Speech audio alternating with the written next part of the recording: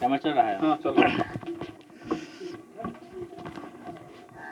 हमारा देश तो 15 अगस्त 1947 को ही आज़ाद हो गया था, इस बात से आप परिचित होंगे। लेकिन वो अधिकार नहीं मिला जो अधिकार मिला 26 जनवरी 1950 के बाद। लेकिन अभी मेरे बगल में जो शख्स है, ये गोपालगंज लोकसभा प्रत्याशी है, निर्दलीय, अपने आप को दावा करते हैं कि लोकसभा प्रत्याशी है निर्दलीय।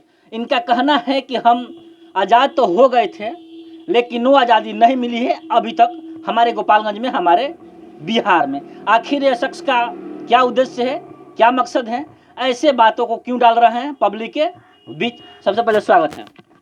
स्वागत है आप चैनल मीडिया कर्मी को, आपको भी स्वागत है। जी जी, थोड़ा सा अपना परिचय दीजिए अपने माध्यम से।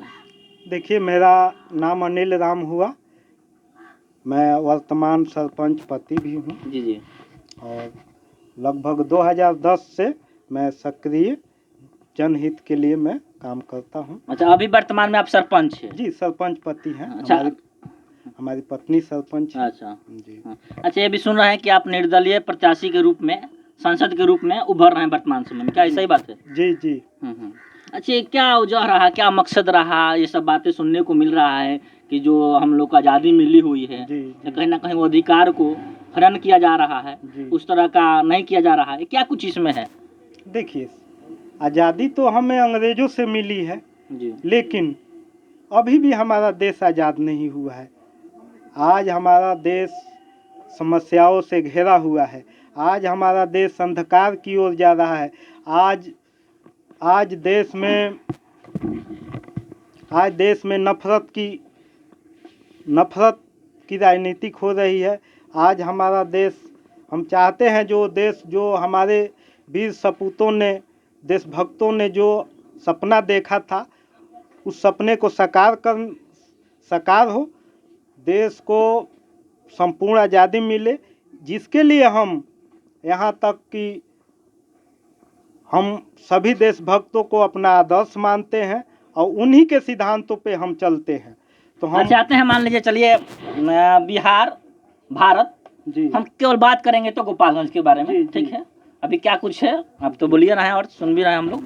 अच्छा, जो गोपालगंज में उतरे हैं निर्दलीय प्रत्याशी के रूप में, तो क्या उद्देश्य रहा आपका गोपालगंज में उतरने का?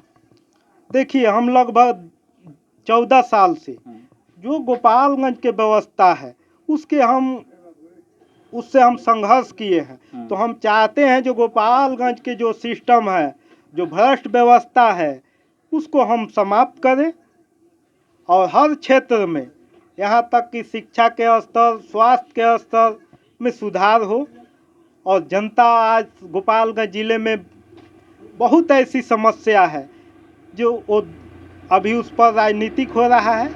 हम चाहते हैं जो बहुत ऐसी समस्या है, यहाँ तक हमारा गोपालगंज ज़िले बाढ़ क्षेत्र ज़िला है। हम चाहेंगे कि हमारे बाढ़ क्षेत्र ज़िला है, उसमें गरीबी, हमारे क्षेत्र में ज़्यादा गरीब परिवार रहते हैं।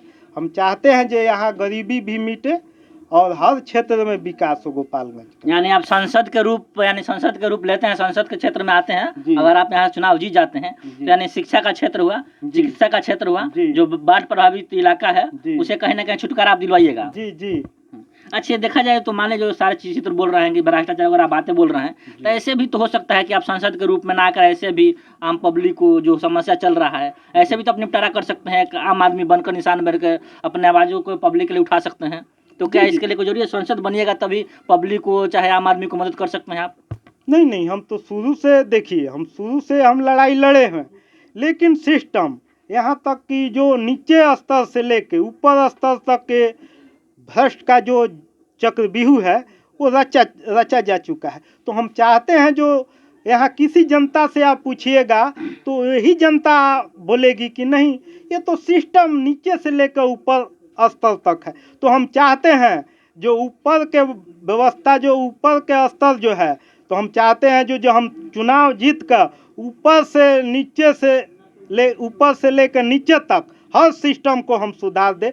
तो यही उद्देश्य से हम चुनाव लड़ रहे हैं कि हम जब सांसद बन जाए तो पहले हम अपने गोपालगंज जिले को भ्रष्टाचार मुक्त करके एक भारत को हम एक सौगात के रूप में हम देना चाहते हैं, जो हम अपना जिला को भ्रष्टाचार मुक्त, जब तक ले भ्रष्टाचार मुक्त नहीं होगा गोपालगंज चाहे देश का विकास नहीं होगा।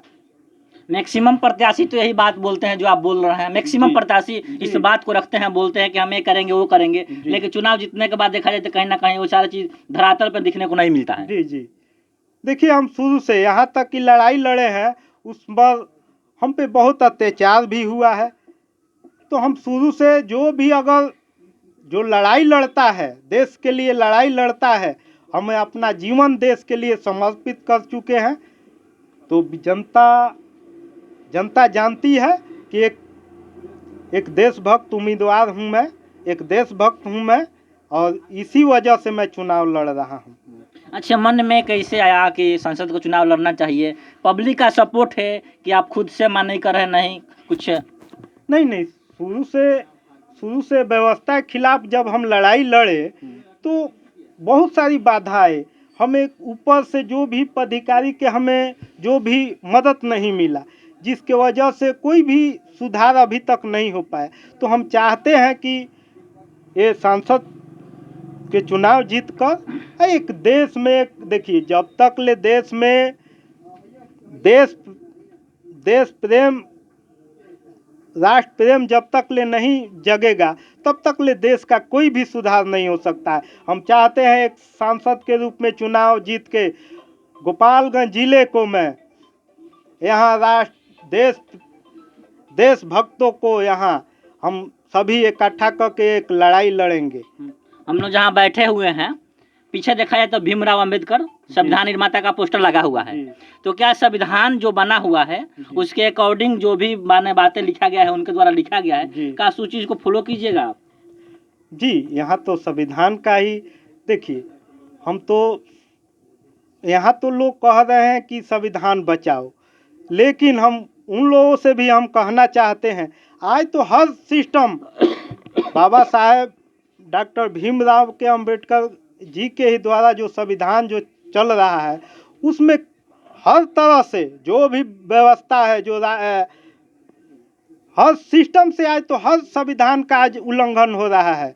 हम चाहते हैं आज जो भी भ्रष्टाचार हो रहा है, जो भी करप्शन हो रहा है, तो ये तो उनके खिलाफ हो रहा है ना, इस संविधान का खिलाफ ना हो रहा है।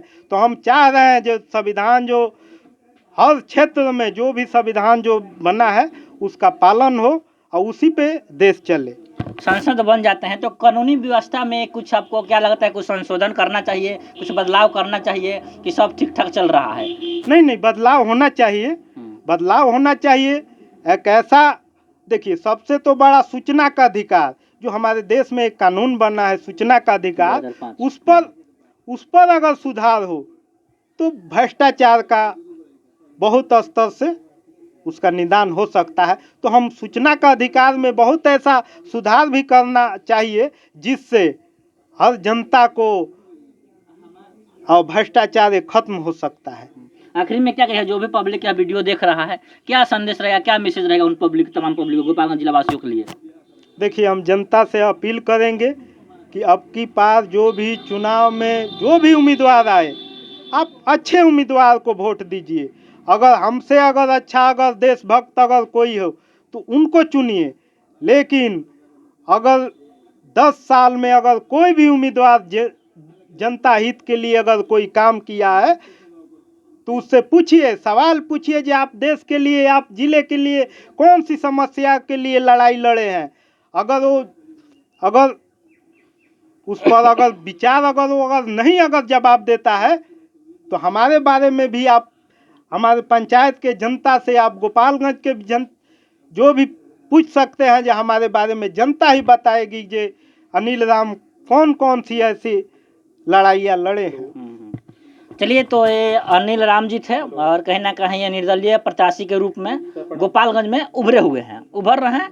हालांकि जो भी इनका विचार था इस वीडियो के माध्यम से आप लोग के सामने प्रस्तुत किया गया। आप क्या सोचते हैं इनके बातों और विचारों से लेकर कमेंट बॉक्स में कमेंट जरूर। तो आप देख रहे थे MSCC न्यूज में अरुण कुमार। मिलते हैं अगले वीडियो में। जय हिंद।